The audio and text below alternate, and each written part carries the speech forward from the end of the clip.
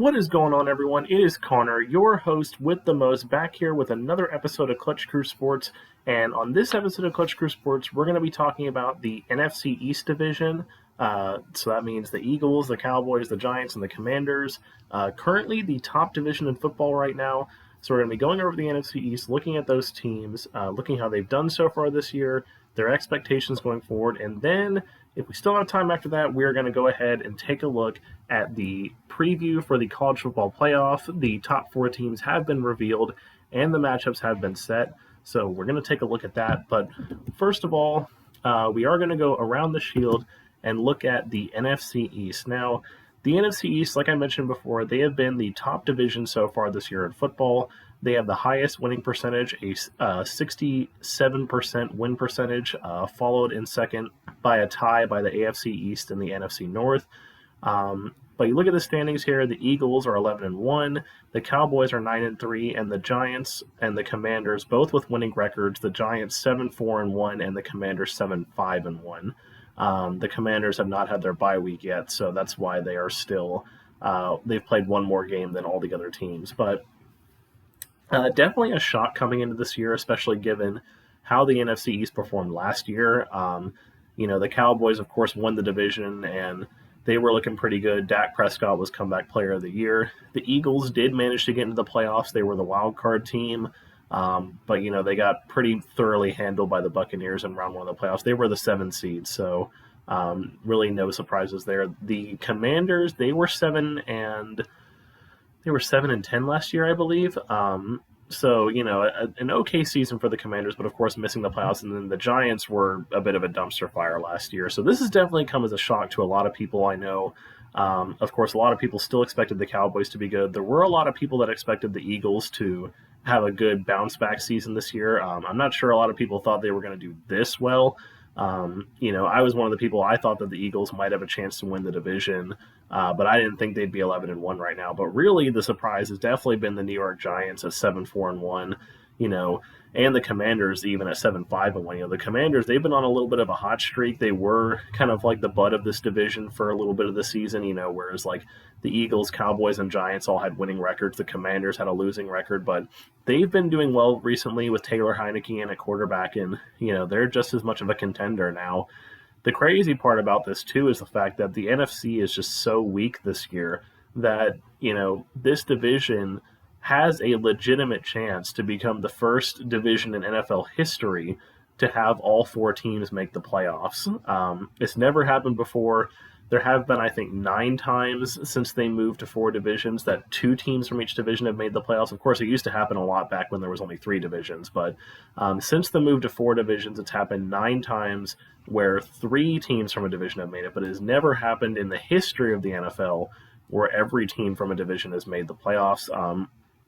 Obviously, that was harder back when there were 5 teams in each division, but it would definitely be an accomplishment. I know as of right now, the Eagles, of course, are in the playoffs as the division leaders. The Cowboys are in the playoffs, of course, at 9-3. You're never going to miss the playoffs when you have a record like that. The Giants are currently in the playoffs as the 6th seed, I believe, and the Commanders are the only team that are out right now. They're basically a half game behind the Seattle Seahawks. The Seahawks are they're 7-5 right now, so of course the Commanders have that tie. But a loss because since the Commanders are going to be on bye this week, if the Seahawks do lose this week to the Carolina Panthers, then the Commanders would move up into that spot.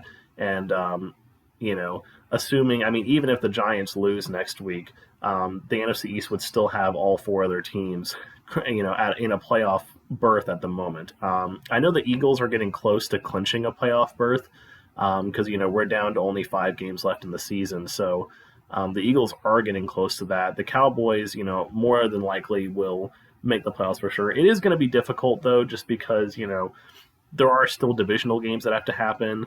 The Eagles still play each of these teams one more time. They play the Giants again. They play the Cowboys, which, the Eagles and Cowboys playing each other really doesn't affect all that much since both of them are going to, make the playoffs more than likely. It's more so the games that the Giants and Commanders have left within the division. The Commanders, they only have 2 more divisional games left. They do have to play the Giants, and they have to play the Cowboys again.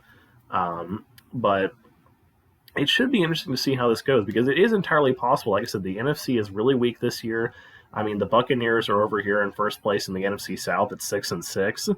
The Niners, other than Seattle, the Niners, I mean, I know they just had the injury to Jimmy G, but they look like they're about to run away with the NFC West because the Cardinals and the Rams are both having bad years. The entire NFC North outside of the Vikings are having a bad year. The Packers, the Lions are getting better, but, the Packers and the Bears have both been dumpster fires this year. Like I said, other than the Vikings, there's not really any wild card threats right now outside of Seattle that could really challenge these teams for a wild card spot. So it's really, really possible. So one thing I did want to look at, though, is this is always a question, right? Like, when you have all these teams from one division that are doing really good, it's like, okay, are these teams really good, or is there something else to it? Have they had a weak schedule? Have they, gotten fortunate? And I mainly wanted to look at the scheduling aspect here because what I have on the screen here, this is a metric from the Power Ranking Gurus. It's the only metric I could really find right now. Because I couldn't really find anything else. Because NFL does keep official statistics on strength of schedule because it's used as a tiebreaker in the event of, it's used as a playoff tiebreaker, but it's like the fifth or sixth tiebreaker, so it doesn't come into play very often. But this was on Power Ranking Gurus. Now, this is based on their power rankings, so, I don't want to, preface this by saying this is super official or anything, but this is basically a metric based on their power rankings, ranking every team's strength of schedule so far. Now, the more green it is, the easier your schedule, the more red, the harder your schedule.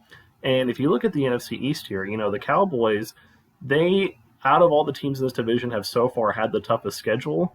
And, I will say for the Cowboys, they have an easy schedule coming up because they have games against they still haven't played against the, they're playing the Texans this week, and then I think the week after that they're playing the Bears. So, the Cowboys do have some easy games coming up, but so far they've had the hardest schedule out of these teams. And even despite them having the hardest schedule, that's still ranked 19th in the league out of 32 teams. So, they're below the halfway mark. So they're in the upper half of having an easier schedule. And it gets a little worse the further you look. The Giants are 21st, the Commanders 22nd, and the Eagles are all the way at 24th. So there's only 8 teams in the league that have played a tougher schedule so far than the Eagles, and they're sitting at 11-1.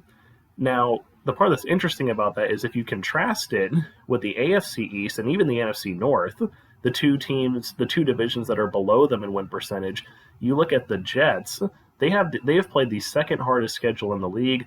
The Bills, the fourth hardest, the Dolphins 7, the Patriots 10. And then if you move over to the NFC North, the Lions have played the third hardest schedule, the Packers 5th, and the Vikings 6th. So, it's one of those things you look at. A lot of people talking about the Vikings having an easy schedule.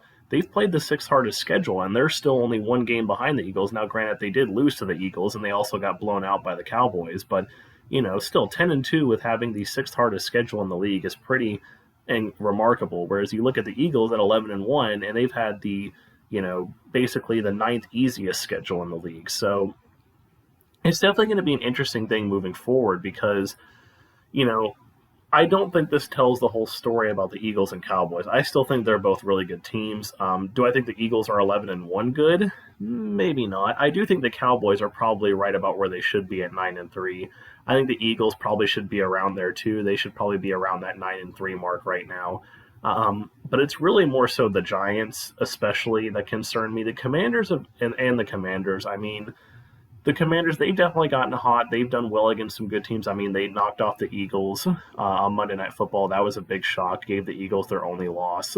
But I just don't know if they're going to be able to keep it up. I mean, and the Giants, too. The Giants have started looking weaker over the past few weeks. I mean, they just played each other. So, of course, there was that they had going, and that's, they tied. So clearly these teams are pretty evenly matched as far as thing goes. But if you look at the Giants, I mean, they had that loss to the Lions at home.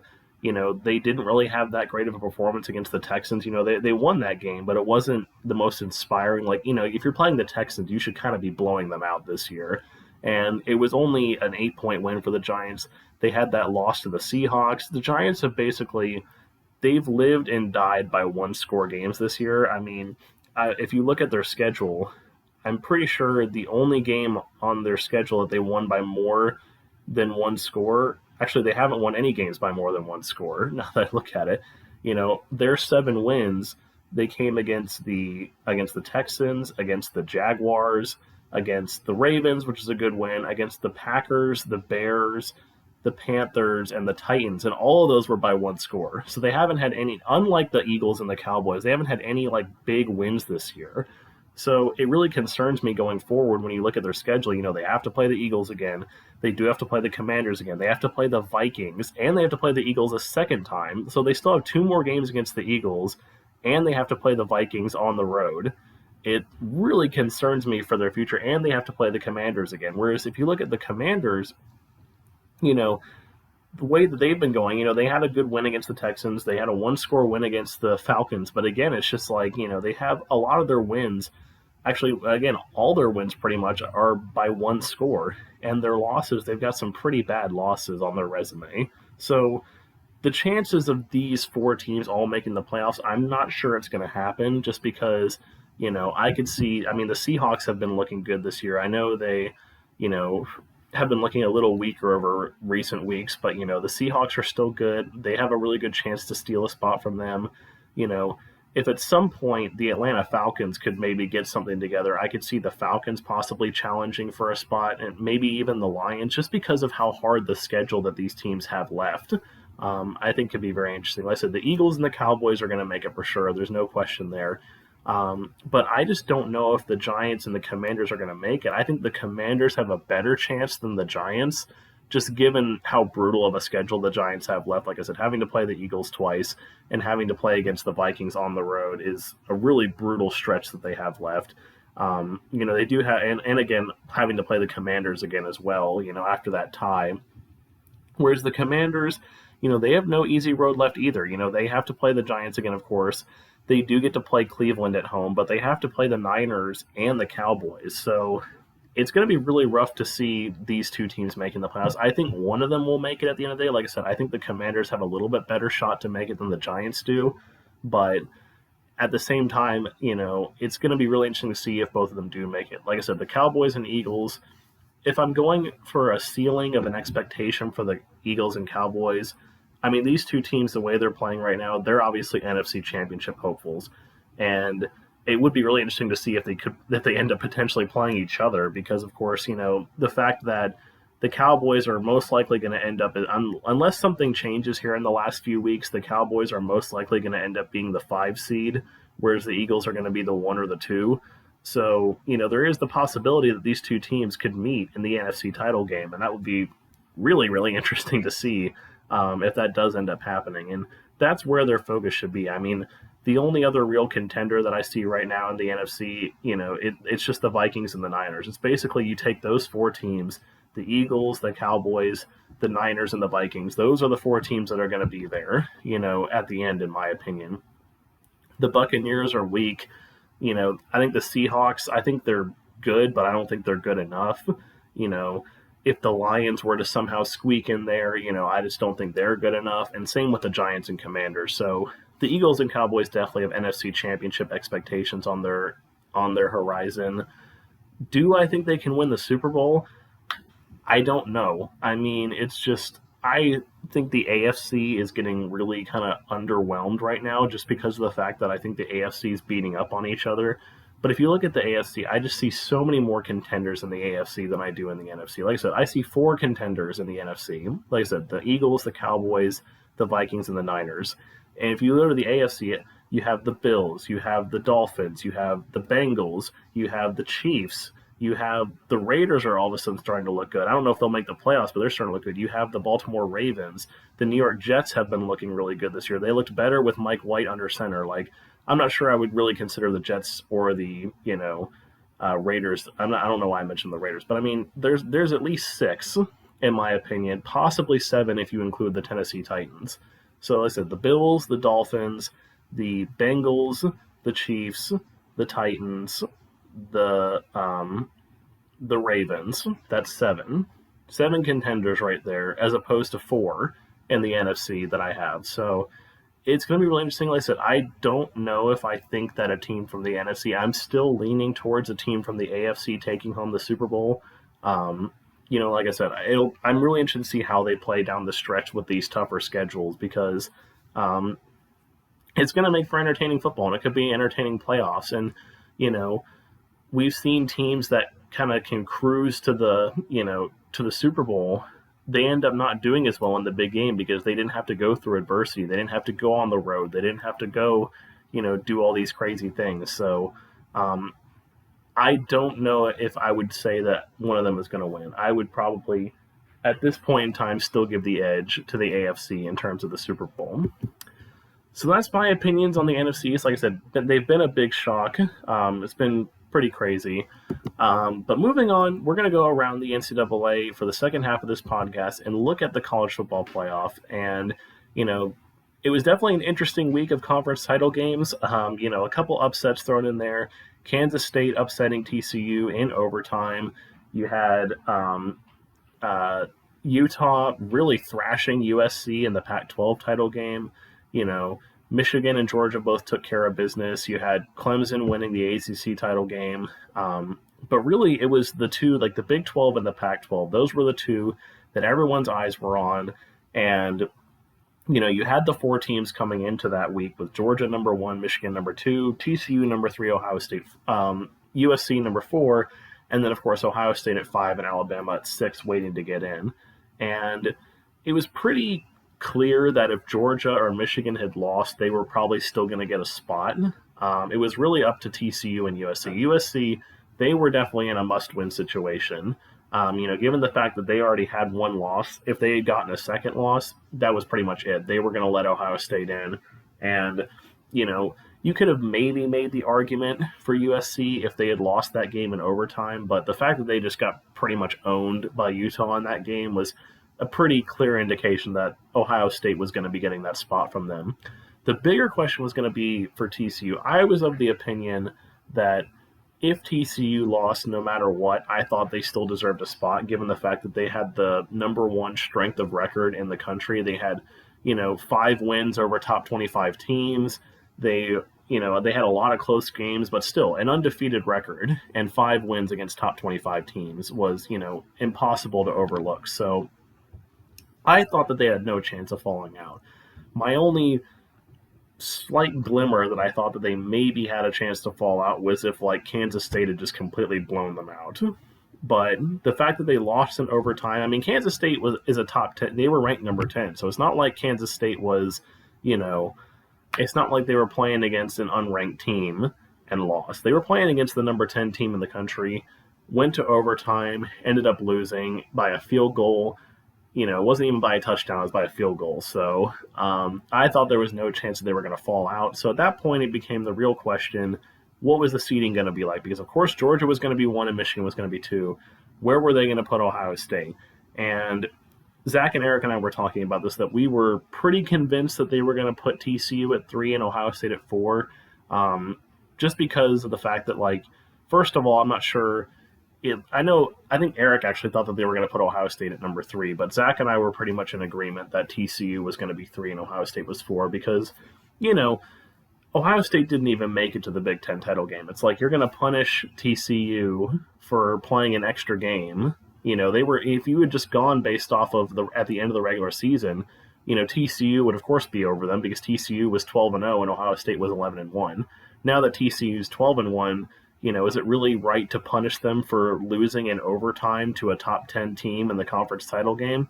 No, was the answer eventually.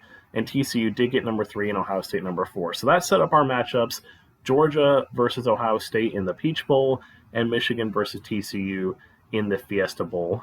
Starting with Georgia and Ohio State, it's really interesting here just because, Ohio State, they've got this really good, C.J. Stroud's a Heisman candidate.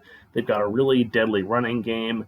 And, their defense has looked a lot better this year than it did last year. That was kind of their big flaw last year, was their defense wasn't very good. The defense has looked a lot better, but then you just look at the other side and look at Georgia.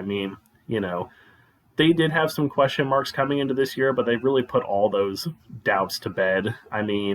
They're 13-0 right now, their first SEC title in quite a long time, and they look even more dominant this year than they did last year. The defense is still one of the best defenses in college football. Stetson Bennett has really stepped up. I mean, who would have ever thought that Stetson Bennett would be a Heisman candidate? He's getting the invitation to New York as a Heisman candidate. I mean, I would have, if you had told me that Stetson Bennett would have been in that conversation at the start of the year, I would have thought you were crazy. So, really good news for Georgia there with Stetson Bennett doing better. And just this looks like a more complete team. They're not having to rely so much on their defense. The really big game for them was going to be that game against Tennessee. They thoroughly handled Tennessee. They thoroughly handled LSU in the SEC title game.